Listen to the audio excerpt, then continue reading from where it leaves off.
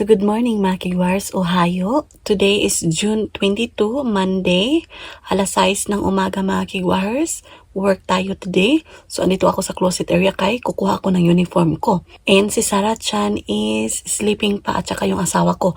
Kaya hinihinaan ko yung boses ko mga Kigwars. Kuha muna tayo ng ating uniform So ayan, kay work tayo mga Kigwars. Yung malita ko mga Kigwars is andyan. So, waiting yan sa pag-uwi ng Pinas. Sana all! Magkuha din ako ng aking kwaknit mga Kigwars. So, kailangan ko of course mag-change ng kwaknit natin mga Kigwars. Sana all! Ayan, so, kailangan bago talaga. Bagong lost thread mga Kigwars. Dusta. Mama, We're waiting for the bus. Mama, Naniga? Mama, Kutsi dake.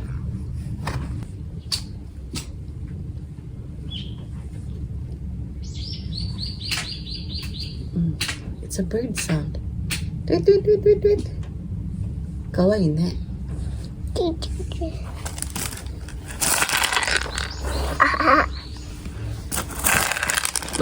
Sampung gurai ne. 3 minutes more. Okay, bye. Okay, I got it out.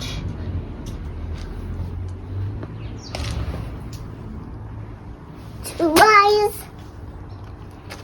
Two eyes.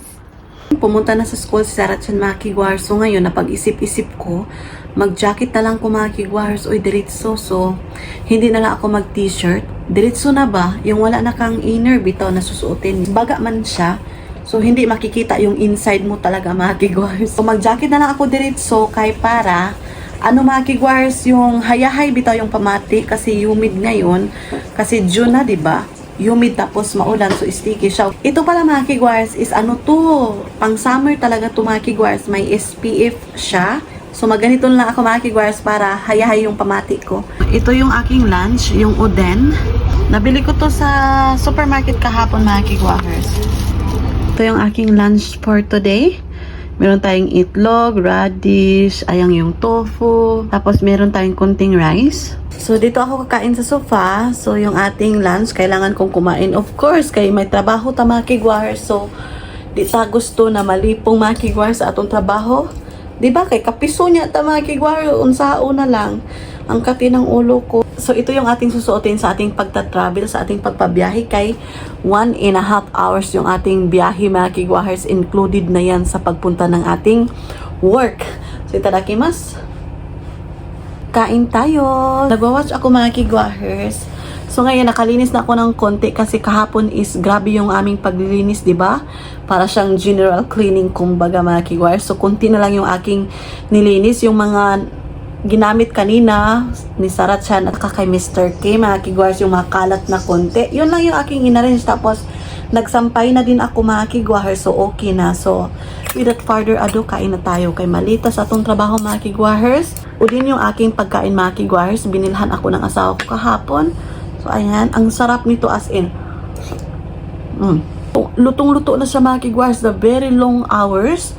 And then, niluto mo pa, yung dashi mga Kigwars, na-absorb na doon sa mga ingredients. Ganito, yung tofu, ganito, ayan. So, na-absorb na siya mga Kigwars. Tapos, yung ating daikon or radish, o diba, lutong-luto. Tapos, meron na siyang mga ang sarap mga Kigwars. Especially kapag winter mga Kigwars, doon sa Gyumusupa. Meron silang mga tinda na uden. Ang mura. Ang sarap nun mga Kigwars. Bumibili ako mga Kigwars. Papunta na ako sa bus stop mga Kigwars. Kay work na punta karon. So nagdala kong payong. So ayan yung ating payong mga Kigwars. Yung ating UV protection na payong. Pero makulimlim siya. Tingnan nyo. So pag Monday talaga mga Kigwars, ayaw ko. Parang walang feeling na magtrabaho. Kay mura siya o kanap itong Sabado, Domingo. Nang relax bitaw kay ka. Buong niya. Lunes murag. Di pa ready imuhang feeling ba na magtrabaho. Pero wala tayong magagawa. Laban. Ang ganda ng bulaklak. So, labang tayo doon. Of course, punta tayo ng bus stop. Doon yung bus stop mga kigwars. Ayan. Ang laki ng sasakyan, no? Green kaayo ba? Ano to siya? Dump truck? Takwa to eh. So, yan na ta makipag-chismis. Ay, labang ta kinay sakyanan. Labang! Hintay tayo ng bus, mga kigwars. Kay work na po taon niya. Nagbihis pala ako ng pants. Nag-brown ako kasi yung kulay ng ating uniform. So, makulimlim talaga siya. As you can see naman mga kigwahers. Para siyang uulan, no? Tapos naglaba pa ako ng marami ngayon. Tapos, si Sarah siya nagdala ng swimming outfit mga kigwahers. Meron siyang swimsuit, yung kanyang gagamitin sa pool. Pero I don't know kung nagsiswimming sila ngayon kasi parang makulimlim. So, parating na yung bus.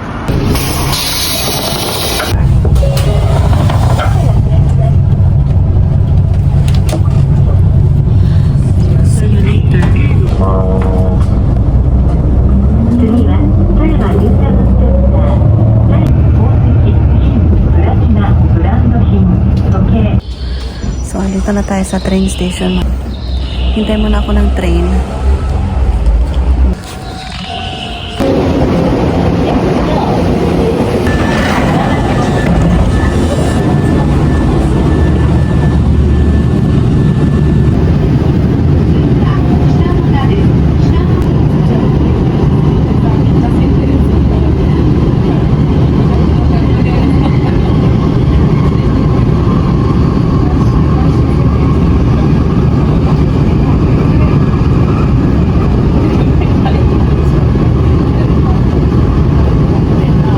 Hi mga kigwahers, so karon na ako sa balay, bago ra ko naabot, gikag pick up ni Sarah Chan unya. Nidiretso na ako sa kusina kay magluto ko. Grabe kay akong nakuan karon mga kigwahers kay ngano sakit kay kung ulo mo ra siya gumuak. Gusto ko nang umuwi sa bahay kanina mga kigwahers kasi grabe yung sakit ng ulo ko, yung sakit ng ulo dito mga kigwahers tapos dito sa likod.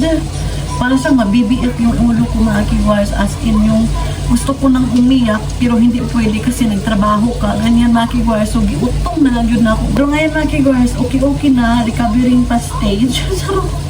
Recovering, pero what tayo mahimo mga kigwahers, kailangang muliho ka, kailangang tumayo tayo para gumawa ng mga gawaing bahay at saka of course mapakainin pa natin yung ating anak. So yun mga kigwahers.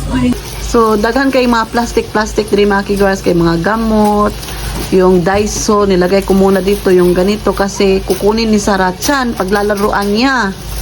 So, mauna akong gipritong manok mga kigwahers, kay ako ni chicken curry. Panihapono na mo.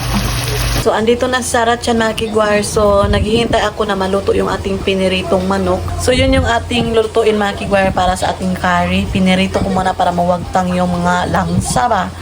So ngayon, binalik ko pala yung aking damit mga kigwahers kasi grabe yung basa ko kasi umulan kanina mga kigwahers. And grabe yung pawis kasi very humid ngayon. So, yun, siguro din yung cause ng aking napakasakit na ulo mga kigwahers is yung panahon kasi very humid. And yeah, so kuha muna ako ng onion mga kigwahers. Dito ko nilagay. Ayan, ito yung ating gagamitin. Nag-iisang onion. Ikat ko muna yung onion, kuha taog. Yung atong tantaran.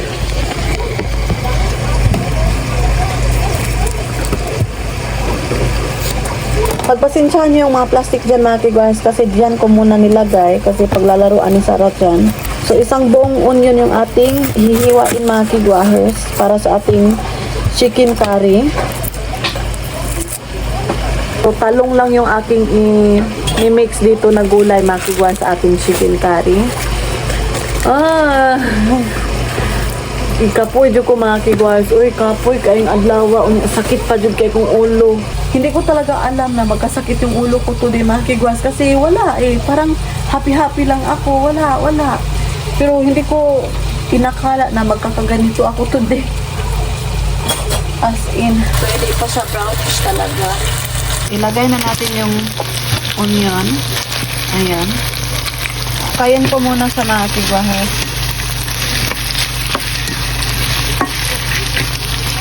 Ito yung ating ikakari.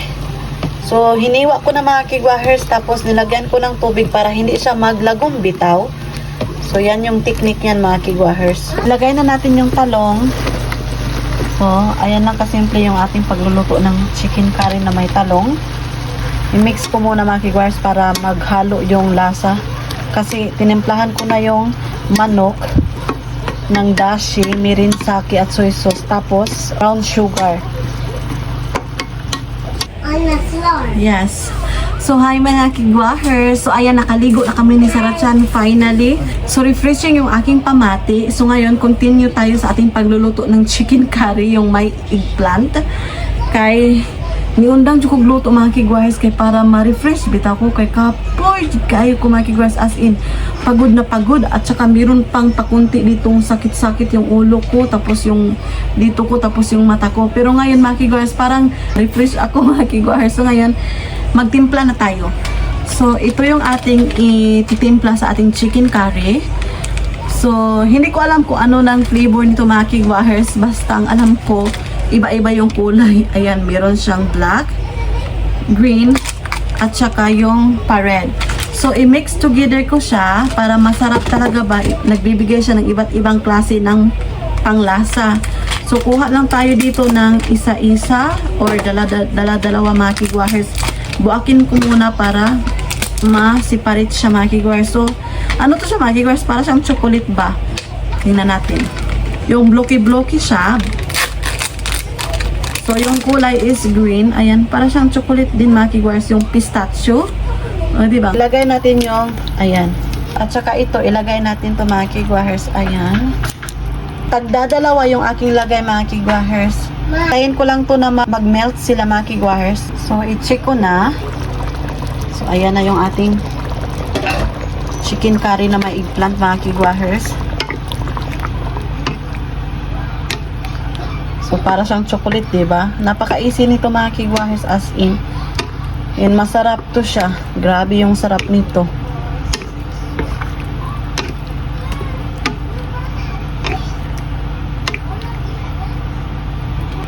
So, ayan, naluto na yung ating chicken curry na may eggplant.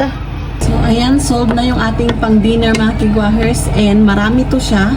Good for tomorrow pa to. Sarap nito.